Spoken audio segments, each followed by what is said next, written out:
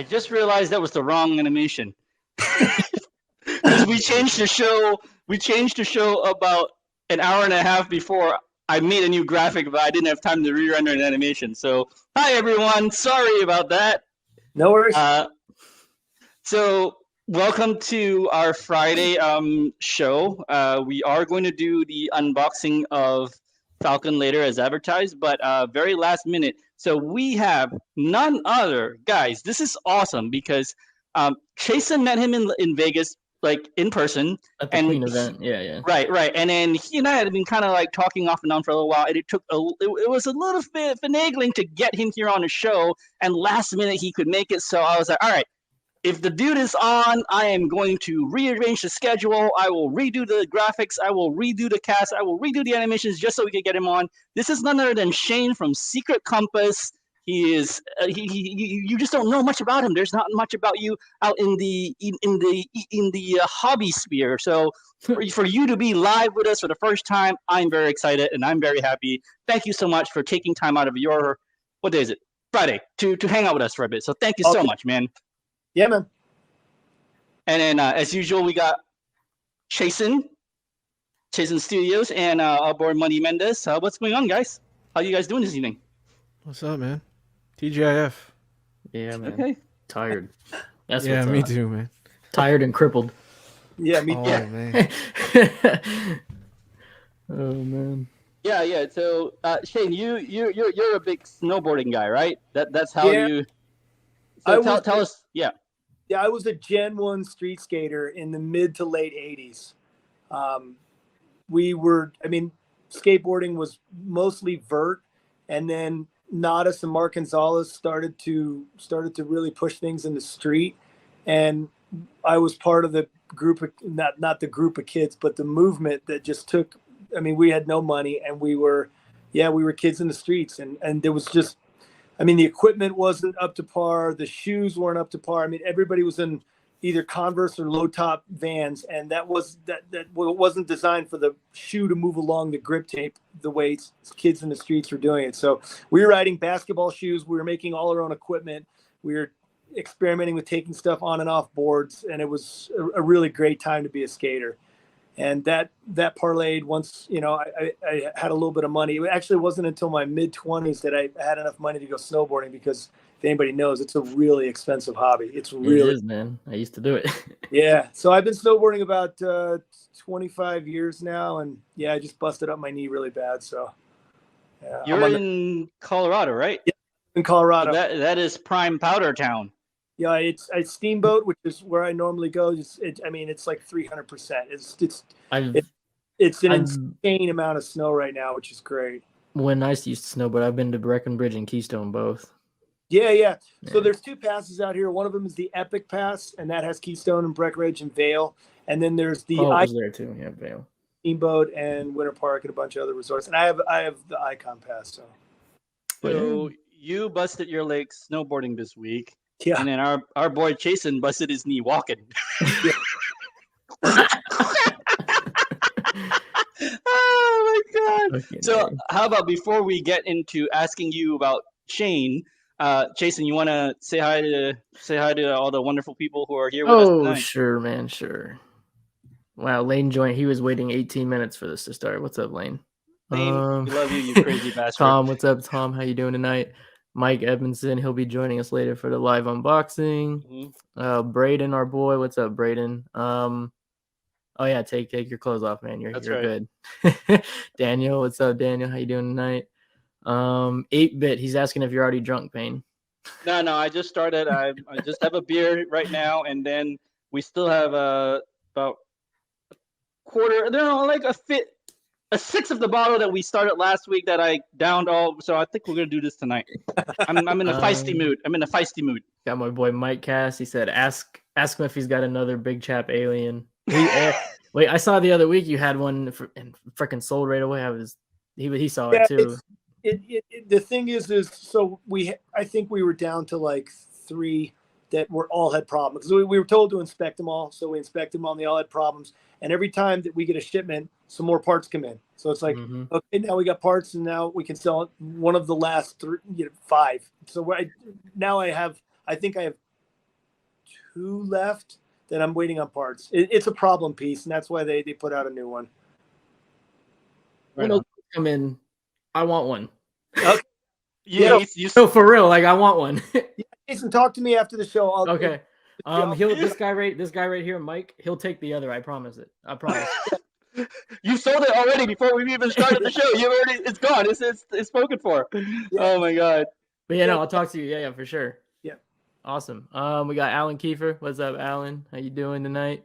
Joker J, welcome to the show, man. Glad to have you. Beast 51, what is up, my dude? Marcos Mora, what's up? 16 Slavo, what's going on? That's about it for everyone here tonight, man. So far. So we Shane, let me ask. Why don't we start here, because there is just so little known about you in the hobby sphere.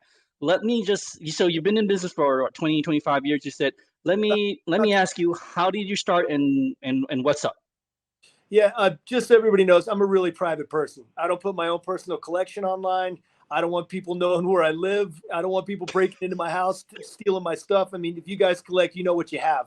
And that's why, when collectors, when they say, hey, can I put up a picture? I'm like, yeah, I'll do that with a first name, because, I mean, we all know what we have in our basements, and I'm not into people knowing where I live and what I do. Also, with social media, I have people that, that will send me friend requests, and I very rarely accept them, because if I want to go on vacation and answer emails in the evening, I don't want anyone knowing my business. So that's just, I'm sorry, that's just who I am, and I've always been like this. So if there's not a lot of information out there, it's because I don't want a lot of information out there.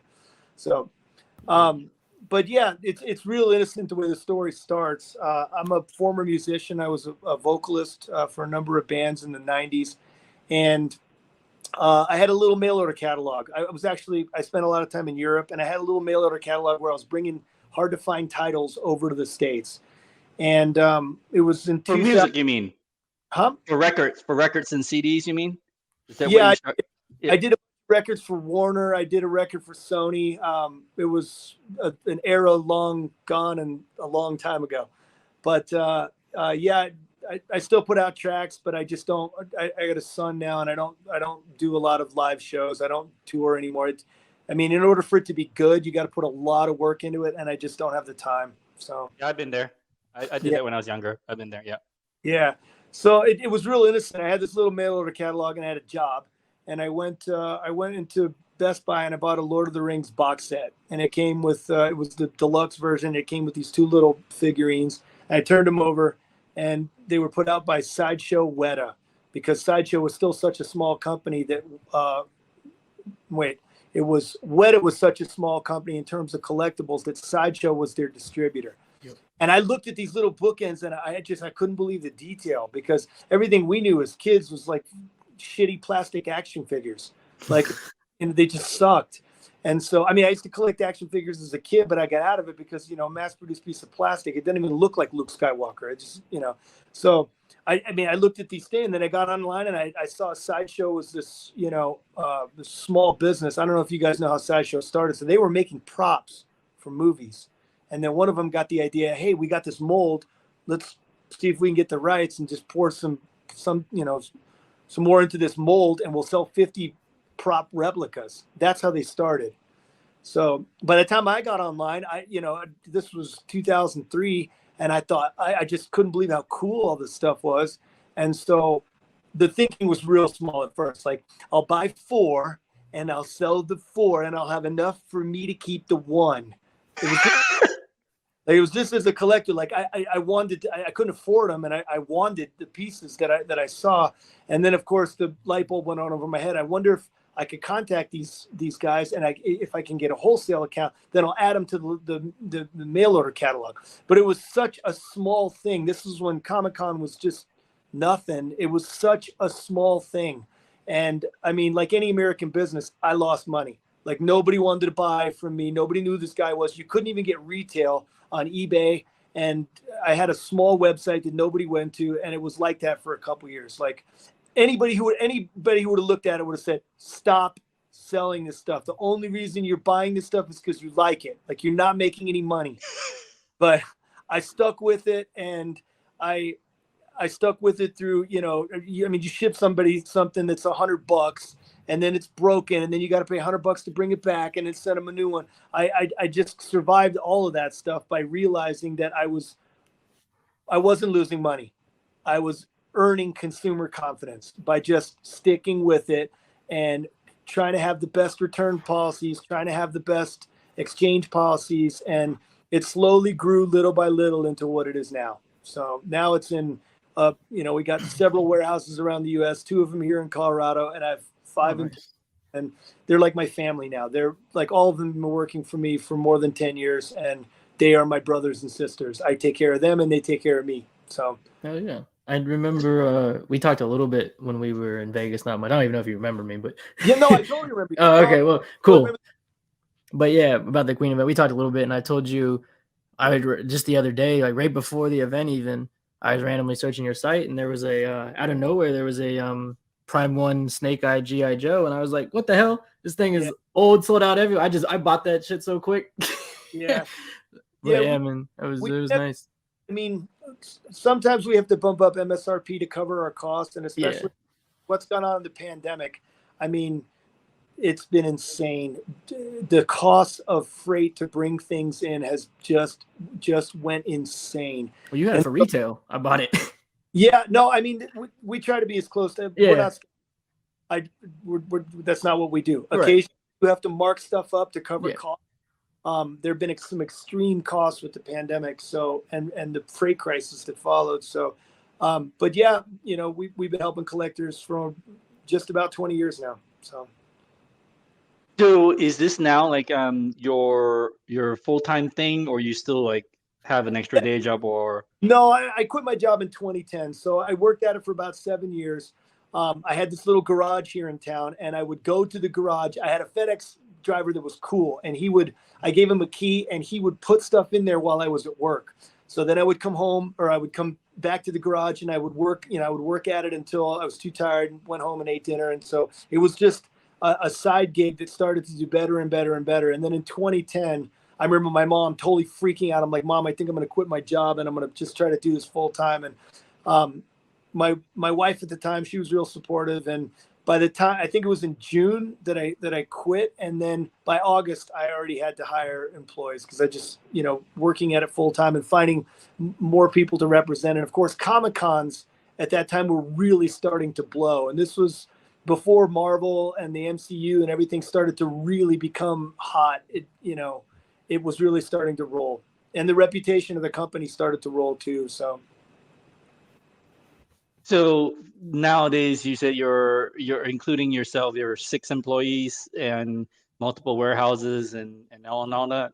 Five, I believe, total employees, including you, including me. Yeah. Oh, okay. I still answer email all day long. I still run shipping to the post office. There's a handful of things that I still do every day, mostly customer service. But like, I have a shipping manager, I have an operations manager, I've got a social media, somebody just handles social media, because I really, to be honest, I can't stand it. It drives me. Yeah, I'm the same way. Yeah, it drives me nuts. Somebody emailing on Reddit, and they want to change your order, and it's all that shit just is too much of it now. So I have somebody that just forwards me stuff that comes in, and so there's just no way I could keep up with it all on my own. Dude, I'm the exact same way. I deal with social media, so I feel your pain, man. I feel your pain. But knowing that you are such a private person, and I think another way of looking at it is you keep a very clear boundary between Shane the person and Shane the owner of Secret Compass. Like, you keep a very nice.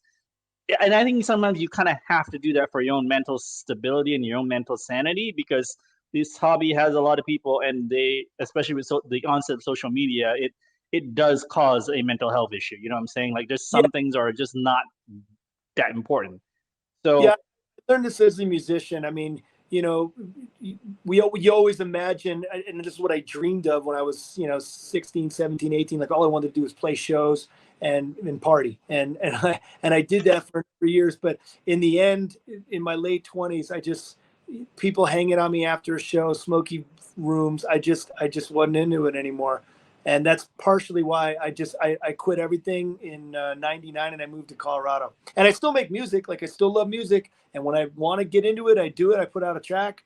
But for the most part, mountains, nature, snowboarding, camping, all the shit I used to do before, 250 shows a year just took it out of me. And I became private because, I remember buying a pair of shoes and reading about it in a fanzine 2 days later. Like I don't like people I don't like people up in my business. So personally. Well, knowing how private you are, I'm very, very thankful that you're giving us your first interview. Yeah, this is the first thing I've done like it, but Merv, you're my customer. Jason, I met you. Anybody else out there that knows me? Super friendly guy. I'm standing in all the lines that all of our all of our customers are movie lines, Comic-Con lines. I have my own collection. I'm buying stuff for myself. I'm just saying it's very awesome, and I'm very grateful. So thank you for giving us a moment of your time. We really appreciate it. Grateful to be here, man. Thank you. Yeah. Guys in the chat, if you have any questions, toss them out. But then Jason, Eddie, if you guys have questions for Shane, please go ahead. Eddie, you can go first, man. Yeah, Eddie, you've been pretty quiet. I'm just taking it in, man. I'm listening. He listens. Yeah. That's what he does. He listens. Yeah, dude. Shane seems like a cool guy. I know a lot of people that speak highly of you and speak highly of Secret Compass, and like my good friend Sean Yautzi, he orders from you and he's always singing your praises. And then like back in the Scavengers Assemble days and like 6 Scale Scavengers, those guys always talked about Secret Compass and stuff. So I've heard about you through the channels throughout the time I've been collecting and everything. So yeah, there's been some definite highs, and there've been times that we've really tried hard to go the extra length to there's people all over the world that have real problems getting their hands on this kind of stuff, and so we've done a lot in the last 20 years to build the reputation of the company. Yeah, that's really cool, dude. Do you have a brick and mortar store in Colorado, or is it all online? Yes and no. Yeah, we do have a showroom. It's a really small one, but the town that I live in is a college town, and it just does not have it doesn't have the customers. So it does not pay to go, spend $8,000 a month and be in the mall, because that's just a quick way to go out of business. I don't have a like a collecting question, but I have a personal question. Have you ever missed Cali, and like have you ever been tempted to come back and live here, or you love Colorado? Yeah, California. No, I never lived in California. Oh, I thought back in the musician days you said you were in LA. My bad. 4 months. I recorded a record in San Francisco in the summer of '95, but I was mostly in and out of Europe. My dad worked for the government, and I came up in the punk scene in Germany because my dad was stationed there, and so I was in a bunch of punk bands, and then one of the bands, we started experimenting with electronica, and it got signed, and so that's what I was doing in the late '90s, and then it will kill you. That lifestyle will kill you, and I started seeing people either dying or in bad shape, and I just got out of it. I got out of it in '99 and moved to Colorado with my little mail order catalog, and I was happy. Cool, man. Okay, and then I have a skateboarding question. So you started like before I was born, pretty much. So you had one of those. You had one of those big, those big fat boards that have the tail fin on the back and then like the big wheels. I used to love those when I was a kid. Like they were a little bit before my time. Like the decks had changed by the time I started skating. So I love like those, like they looked vintage to me, like, and it's come a long way. I mean, when I started skating, there were 3 different kinds of skateboarding. There was vert, which was ramps. And I mean, I don't want to say rich kids, but only kids who had means had a ramp, because we were fortunate. We didn't even have for me too. Seriously. And there was freestyle, which these boards were like 7 inches wide, and kids kind of hopped around them and did little flippy flappy tricks in a parking lot. And there were contests for this. And then the emerging thing was street skating, and skating, we basically had the same ramps, the same boards that were on vert, but trying to ride in the street. And like the early videos, probably the most famous one was Nadas in Santa Cruz's video Wheels of Fire. It was put out in 1986, and the nose on his board is like, seriously, I'm not even kidding, it's 1 inch long, and he's still ollies up onto a picnic table, which blew our minds because we were just learning how to ollie up curves. And I mean, this dude in this video, Nadas, he ollies over a waist-high trash can, and he ollies up onto a picnic table. It blew our minds. And his nose is like 1 inch long because nobody figured out to do tricks on the nose part of the skateboard. Like it all just slowly evolved over time into what you see now, which is what happened was the freestyle tricks, and the guys who were really good at freestyle, they started doing those same tricks in the street. Most famous guy was Rodney Mullen. And he took all of that whole catalog of cool tricks, and he started doing them up curbs, off curbs, and then it became incorporated in vert as well. So freestyle skating kind of went away. The boards got narrower, so you could do those crazy, 360 ollie flips, pressure flips, all this stuff. That's now incorporated into street and into vert. So that's pretty cool, man. I used to love skating, man. I wish I still skated, but okay, last question for me. Have you ever seen a movie called Gleaming the Cube? Yes, I saw it in the theater. In the theater? Wow. And the funny thing is I think Nadas ollies into the back of a pickup truck with a bunch of tools and shit in his hand. Yeah, me and my friends went to go see it, and because, we were a bunch of teenagers, we just laughed our asses off because at the end, like the air where like the dude goes through the air and he like lands on the bad guy, that's like 5 airs that they spliced together. It's so ridiculous. Yeah, that used to be when I was a kid, that was like my favorite skating movie, and I watched it again like recently because I was trying to show my girlfriend old movies that she hadn't seen, and I watched it and I was like, this is horrible. Before it, there was another one called Thrashin', which was even worse. I'm gonna have to check it out just for laughs, but yeah, that was pretty sick, man. Yeah. Jason, you got any questions? Yeah. Before we go to the chat. Obviously you were there for the Queen event and everything.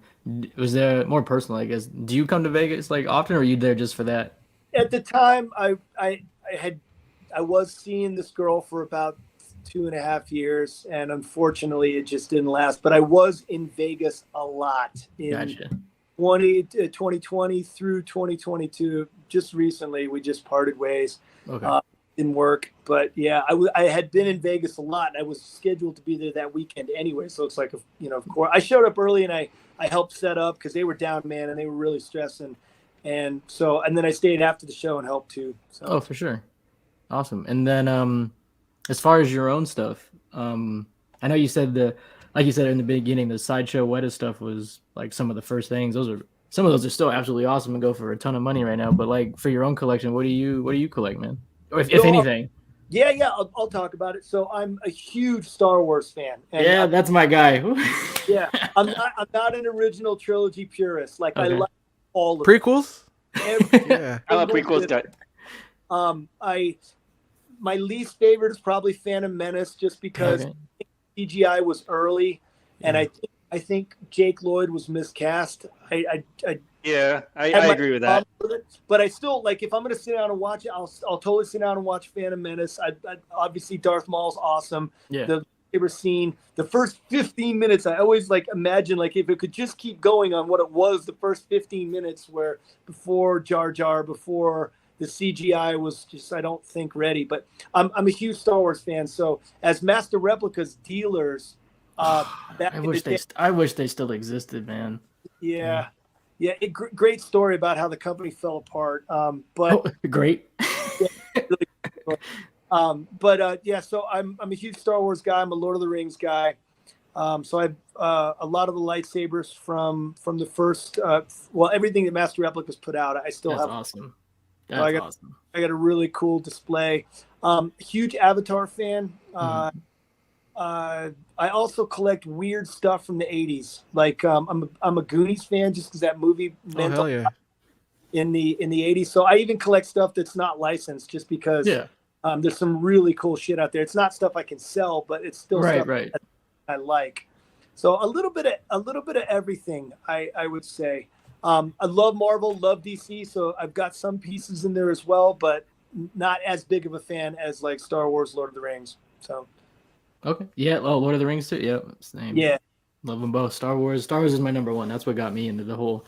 That's what sucked me in. So that's just Did you see endless money pit. Iron Studios is making that Goonies piece? Yeah, I saw that, and that immediately jumped on my radar. Yeah. They made these really kind of embellished action figures back in the day that I had a whole collection of. It's weird because some of the more obscure movies that I'm into, like I'm a huge Mad Max fan, and there's nothing from any of the movies, and I'm hoping somebody gets a license and starts putting out badass shit because Mad Max. God, would I jump on that? I'm just from back in the day, when Did you like Fury Road? I loved it. But I it's misunderstood. It's not a sequel. It's kind of a reboot, and I think a lot of people didn't really get that. I do know. Are you familiar with Jazz Inc? Not really. Not really. Okay, because I do know they're Mad Max. Who owns Mad Max? The rights. Warner. So they reached out to him for an anniversary of some type about making a Mad Max vehicle. So that might be coming. Yeah, the Interceptor has been done a bunch. Okay. Auto Art most recently did it. They did a version that is clean, and also the version from Road Warrior where it's all muddy. I have both of them just because I'm a fan. I would love to see, premium format figures, third scale figures. I mean, if somebody made a 1-to-1 scale of that Joe and Morton from Fury Road, I would mortgage my house just to get one of those. Huh. Did you see there's a third party figure of him from Fury Road? No, I don't know anything of it. I mean, if it's something that is licensed in the U.S. and I'm allowed to carry, I would contact them in a heartbeat to see if we could carry it, just because as a fan, I would be excited about carrying stuff from that property. But also not only Fury Road, I mean, Mad Max, maybe it just doesn't have a huge following. Maybe it's just me. Right. But Mad Max came out in 79 and Road Warrior came out in 82. And I also think Beyond Thunderdome was really good as well. Even though it was like kind of flashy with Tina Turner, it's still really good. Like the message behind it, like Frank Miller's idea of the post-apocalypse, I think is totally appealing. Most definitely. Then for my last thing is, once you let me buy that Alien when the pieces come in, right? The replacements. No, a serious question though. Once you let me do that, let me buy it. In Vegas, I saw you were wearing one of your own shirts. Do you I buy one of those from you and you can throw it in the box? Dude, I'll get it free. I mean, okay. Yeah, definitely. Oh yeah, I want a shirt. Oh, yeah, all three of you guys get shirts. Just somebody. No, because then when I get pieces from you and I do your reviews, I can wear your shirt. Just saying. That would make me That was my whole point too, is whenever I'm online doing these things, I just wear people's brands. But that's great. I'm a humble guy. Underneath it all, like I got a ton of shit I can brag about, but that's not really who I am. So I'm a humble guy. That's awesome. You cool. Yeah. You cool as shit, dog. Thank you, man. Wow. You laid back. You laid back. Motherfucker laid back. I like him. He's laid back. He's chill. He's chill. And a musician. And a former musician. Before this one, it's been. I'm 51, and it's crazy that I look back on some of the crazy shit I did along the way, and I'm lucky that I'm still alive. I'm lucky I survived some of it, and yeah, I'm happy to be here. So hey man, rock and roll was all about live fast, die young, leave a good looking corpse. All right. I'm just saying. That master replica story about the company closing, is that something you can repeat? I'm just curious. Yeah. I'll talk about it. So before we get the audience questions. Yeah, no, what happened was they got to be really big. And this is something that should be said because it's true. I have seen the life and death of many collectibles companies. And what typically happens is they'll put out a piece, all of a sudden everybody wants it, it becomes a grail piece, and the value rises in the secondary market, and the company gets a little bigger, and then what doesn't always happen, but typically happens is like, oh, let's make 7,000 of these. And the market doesn't really support that. So then the dealers are swimming in them.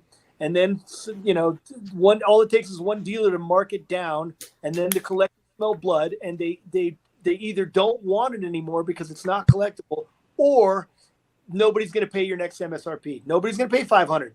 They're going to wait for somebody to mark it down to 350 or 450 or whatever it is. And that becomes the end of the company. So in the end, Master Replicas was making, I think they made 7,000 of that Obi-Wan episode 3 lightsaber. Ooh. And I mean, everybody, now nobody's swimming in them, but everybody was swimming in them at the time. Yeah. If I understand, I could be wrong about this, but from what I was told was they were going downhill in terms of the direction of the company, and they merged with Corgi, which is a big manufacturer out of, I believe it's the UK. Like, I mean, they make Matchbox cars. They make, or not Matchbox, but they make die-cast cars. They were a huge multi-conglomerate company. They actually appeared at Comic-Con under the Corgi banner, and then Corgi tried to strong-arm Lucas. Bad idea. And Lucas just snatched the Star Wars license right out from under them. And there was a mutiny in the company, and the company became Factory Entertainment, which are leftover guys from Master Replicas, and they took some of the licenses, but the bulk of the licenses, which were Star Wars and Star Trek, went to EFX Collectibles. So the company split into 2 collectibles. I don't know if you guys know this, but Brian Ono ran EFX Collectibles and just died of COVID. Correct. So, oh shit, I didn't know that. Yeah, I didn't know that either. Super sad. He's a really cool guy. The thing that frustrated me is, I mean, he put out like 1 product a year. A year. It took his stuff took forever, man. Like, come on, Brian, make some more stuff. Like, he put stuff out at Comic-Con. It's like, when are you gonna make? You know, because that's basically when I got into the collecting was the EFX. The Master Replica stuff was already done before my time. So like I was banking on EFX to be the new Master Replica, but they just nothing ever came. Yeah, and so for me, I mean, the reveal sabers, I was hoping every one of them would be a reveal saber. Like, I have one in my collection. It's so cool where you can open it up and you can see the Jedi crystal and everything. Yeah, the Kyber. Yeah. I thought they were going to do that like a bunch, and he did, but I mean, still as a fan, like I just bought that Princess Leia Korbanth saber, or it's not Princess Leia, but it is. Yeah. From the deleted scene in the last movie, and I found somebody that made plaques that look like Master Replicas, and so I got a plaque, and I got somebody that made an acrylic case to look like, so it looks just like my Master Replica sabers. And of course, the geeking out of like making shit look cool in your display cabinet. I mean, I'm still like that. I'm still totally like that, even though 20 years in the industry and, bad reviews when our company makes a mistake, and you can get really jaded, but I'm not. Like, I saw Avatar 4 times already. I'm still into it because the nostalgia, and also because I genuinely love these properties. I love getting excited about this stuff. Oh yeah, man. I'm very glad you're not jaded. Yeah, no, I remember in the very beginning, waking up in the morning and like, trying to get the crust out of my eyes, like, hey, what did I sell overnight? Because it was exciting, and I still have that. Like, it's the first thing I check, like, what were the sales like overnight? And some things we sell, it's a bean counter. It just moves. They're things that I'm not into.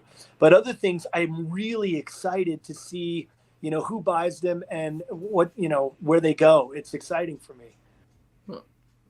So go ahead. This is why it pays to stay off of social media. Yeah. He's much happier, guys. Yeah. What the fuck? Hey, you know It's what? crazy. I don't blame him. I only have social media to follow all of the freaking collecting news. I Yeah, don't follow me anything too. else. Like people, no. Other crap, no. It's just collecting crap, so I don't miss anything.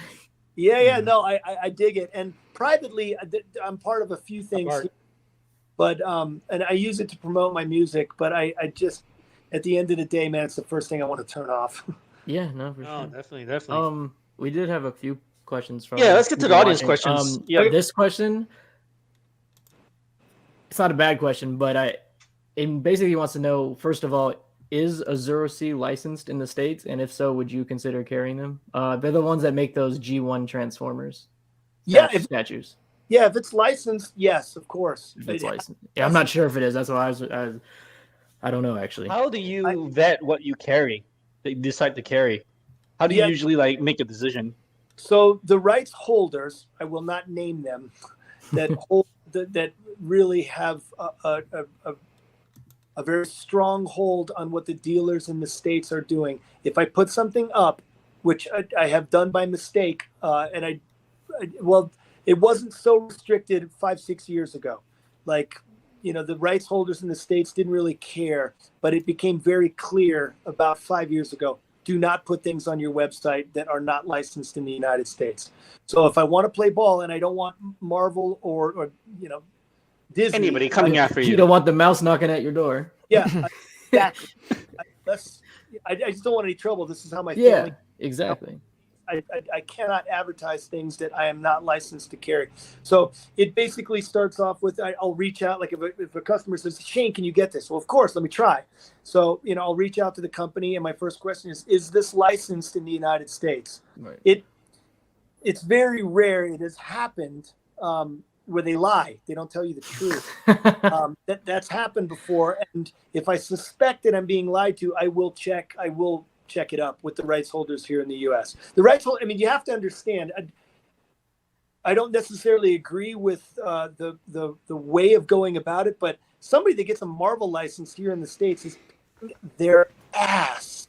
They're paying millions of dollars to have this type of Marvel license.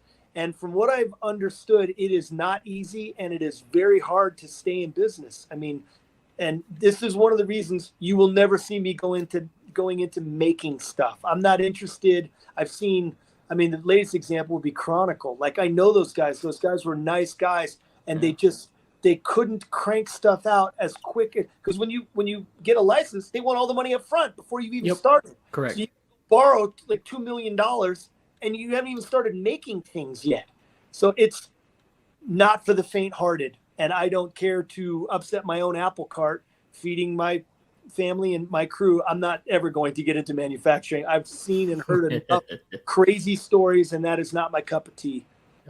Really, my question was more coming along the lines of, like, do you see something as just something, not so much the license, licensing, yes, but it was more of a, do you as Shane go, hey, you know what? That looks cool. I'm going to put it on my store. That was more like, what's the barometer for you to decide what you want to put in the store? So I have to think like a businessman. If we can sell these things, sure, I will. Selling Rambo knives. There have been some very tense situations with some really dumb customers. I'm sorry. Is that the ones from like Hollywood Collectible Group, right? Is that the company? Yeah. And I'm not saying that everybody who buys a Rambo knife on the internet is dumb, but I have met. This guy flipped out on me because he was like, "You said that this was signed by John Rambo. It's signed by Sylvester Stallone." I had to explain it. There's no such person as John Rambo. I'll be your John Rambo.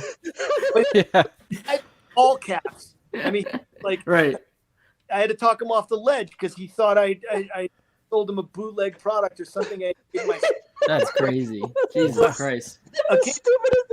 Yeah, I wouldn't believe it. Like, occasionally, I'll somebody from my crew will be like, "You should represent these guys." I remember somebody came to me with like these limited edition machine gun looking lamps, and I'm like, "Do you know what kind of people we're gonna be dealing with that want to buy these these kinds of things?" So, I turned down. There's a lot of stuff I turned down. And for more reasons than one. Like the machine gun lamps thing, the main thing was like that there's so much of that's going to get busted in customs if we try to ship them internationally. There's a security issue with things like that. And generally, if it's something offensive, like I do have a 6-scale figure distributor that he throws me Nazi shit sometimes. And I've told him, I've had to tell him, if you send me one more Nazi thing, I'm not gonna do any business with you at all. And that includes stormtroopers and shit like that. I do not want to see that shit. I got scars all over my face fighting real Nazis in Germany in the 80s and 90s. Scars all over my face. So I am not into Nazi shit at all. Matter of fact, I'll say it right now. I collect Lord of the Rings, I collect Star Wars, and I collect videos of Nazis getting knocked the fuck out. I like this guy. I like this guy. My man. I don't All play right. any shit. I don't play any racist shit. That is not. I spent 25 years jumping up and down with a microphone about how much I do not like that in the world. And when somebody pitches me shit like that, that gets my attention in a negative way real fucking quick. Mm-hmm. Good man. All right, let's get to the next audience question. So next question is from Beast51. He's asking, so Shane, for shipping on in-stock items, if I order direct from Prime One versus Secret Compass, is there a much longer wait? Well, Prime One will change the cost of their shipping often. Mm-hmm. I don't want to say anything negative about ordering direct from Prime One, so I will just say it this way. Typically, you will spend a lot more because bringing 2 giant boxes from Asia is not the same as bringing 2 boxes from Colorado. Now, occasionally, when they have overproduced on a figure, they will eat the shipping cost and ship it to you for cheaper than I can ship it to you. Because, I mean, if it's $1,000 figure and it costs them $120 to make and they eat $300 in shipping costs, they're still making money. I'm not getting that $1,000 figure for $120. Right. So I'm in what I can do. So, I mean, I don't want to tell any collector out there to lose money. So, but I can't always guarantee that I'm going to be cheaper than buying it directly from Prime One. So. All right. I missed one question from Keith Perry, so I'm going to flag that one. Keith Perry is asking, hi, Shane. I like the layout of the new website, the Secret Compass website. But he says, can you fast track in-stock items, pre-order, delete, sold out, so the navigation of the site is easier? I do not know what he means. I think I know what he means. Is that's something that we're working on to where customers can see all in-stock items, all pre-orders. That's something that there's still a lot of bugs. Like, I mean, transferring a website that has thousands of products, thousands of customers, thousands of deposits, thousands of payments. I mean, we're still debugging. We're still struggling. I get several thorns in my side. The payment plan thing is jacked up. It's doing what it's supposed to do. I mean, we have a record of the money, but the customers can't see when they've made a payment that their invoices are incrementally going down. There's still a lot of problems with it, and we are doing the best that we can, you know. So okay, right on. Fair enough. Coding problems, understandable. Yep. Let's see.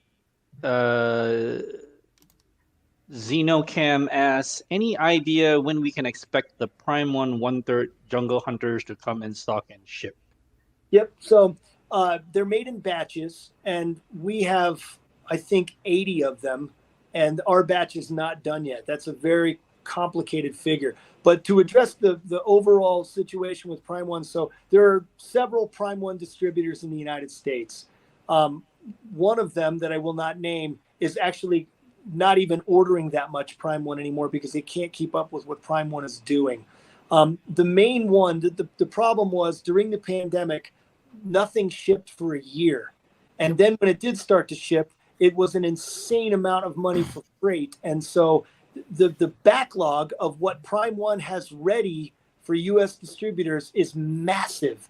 And this is a complicated problem because the distributor has explained to me, Shane, even if I had the money to go get 12 containers worth of stuff, the problem is, where do I put it?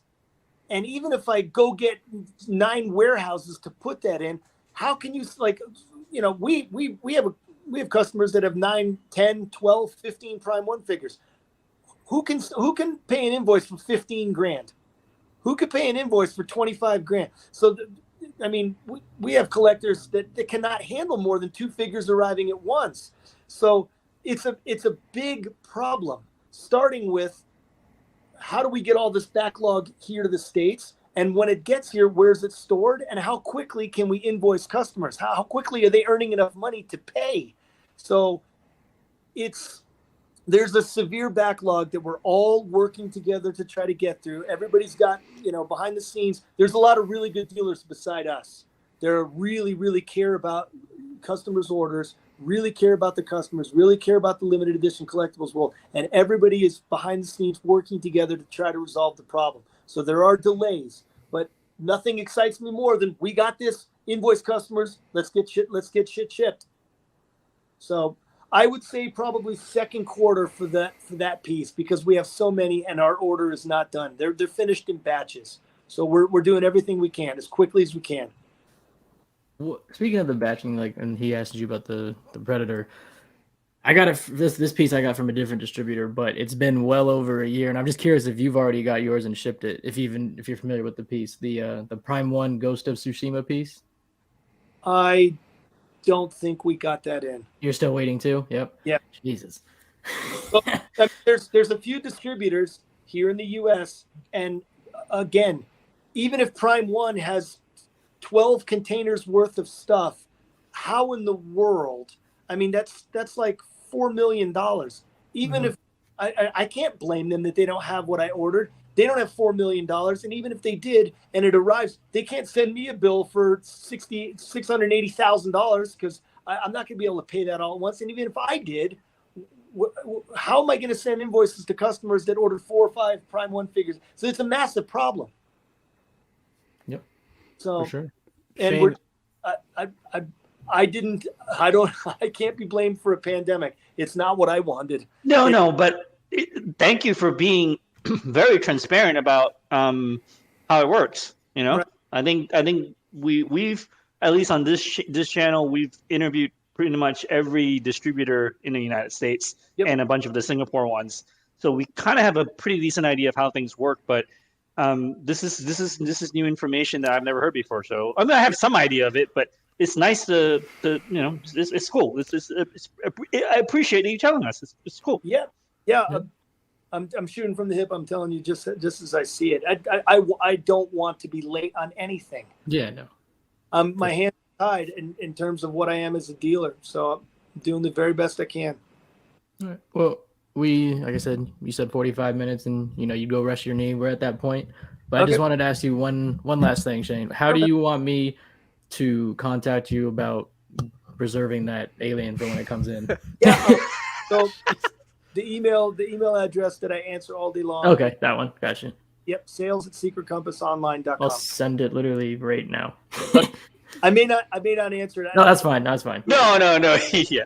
But listen, you guys, everybody that I talk to, you know, I consider you more than customers, and if there's any way that I can help you in any way, please let me know. I mean, you guys are you're in the industry now, so if I can help in any way, out to me. I don't know. I mean, we talk about this stuff. I don't know if we could consider.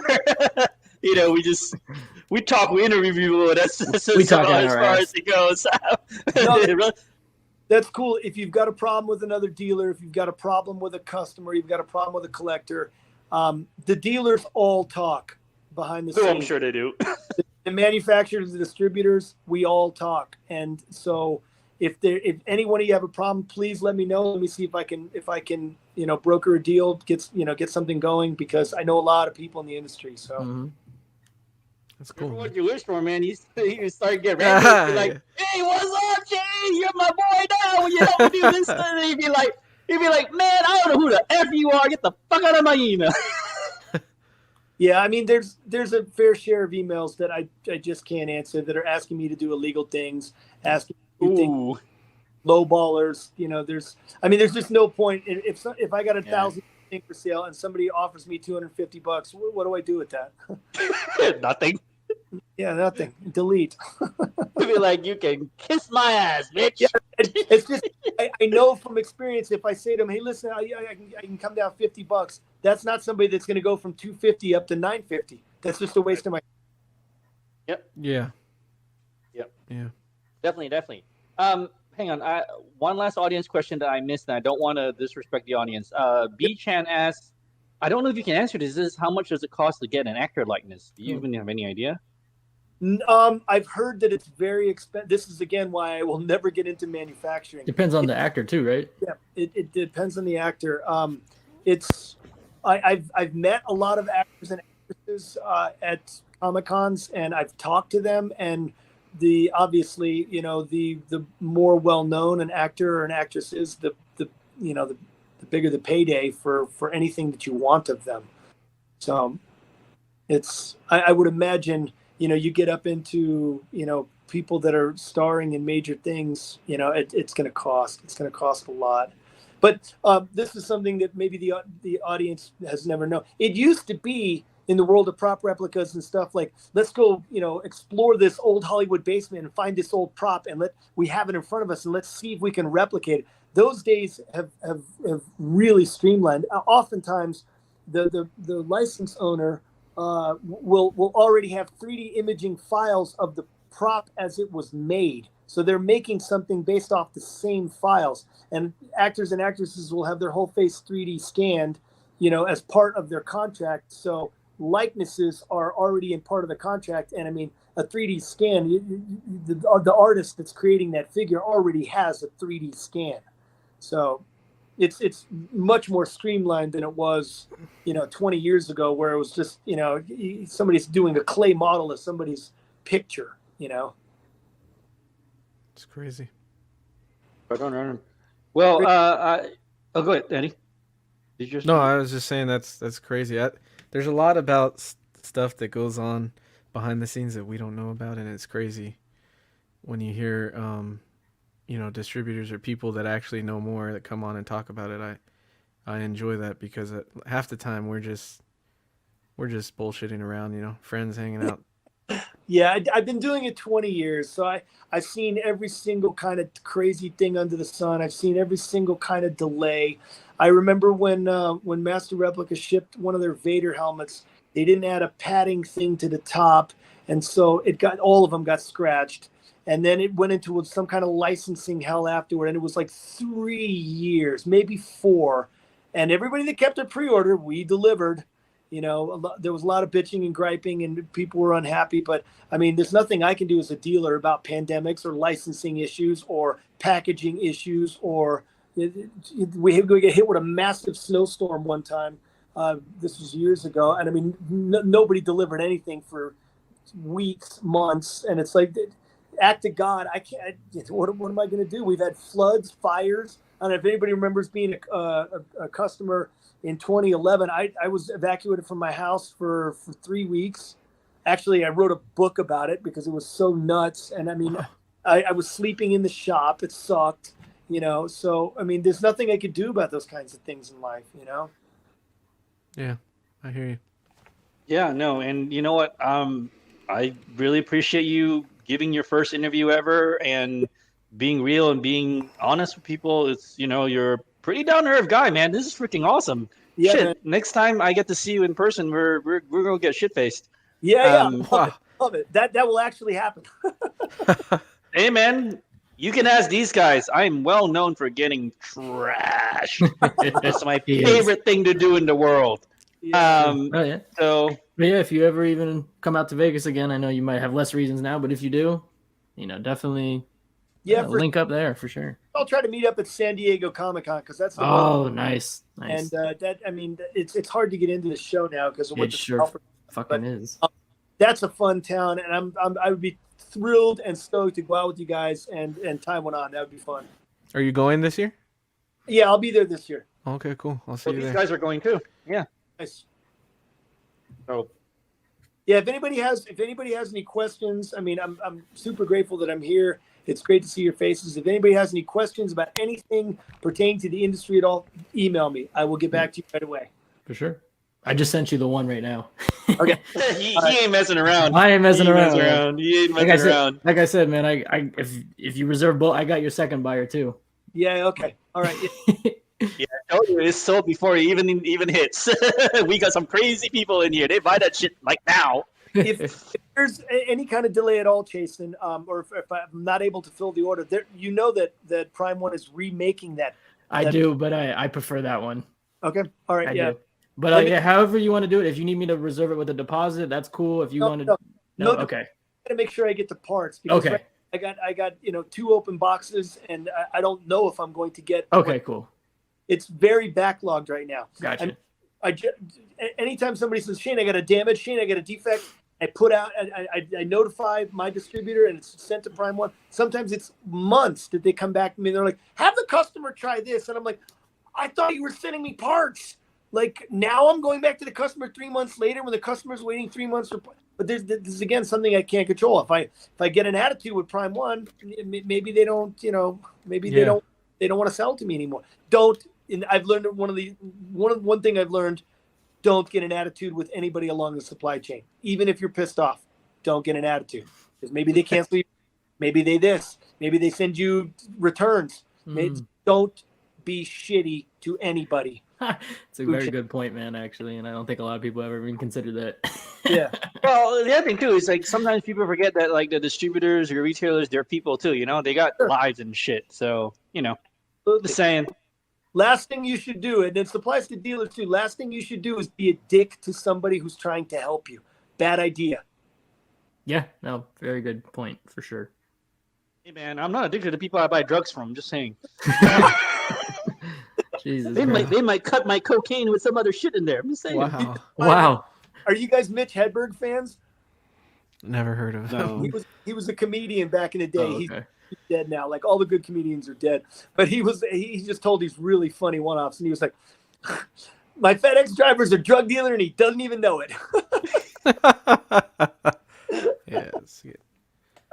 But for real though, thank you for joining, taking an hour out of your day. I appreciate that, man. I'm glad we finally made it happen. Yeah. If I say I'm going to do it again, if you guys want me on again, I'll come on again. Oh, for sure. Yep, definitely. Nice talking Very to you, much man. appreciate it. All right, cool, Thank guys. you, man. Thank Hey, you. you have a good night. All right, take care. All right, Later, All man. right. Later. Later, Shane. Thank you.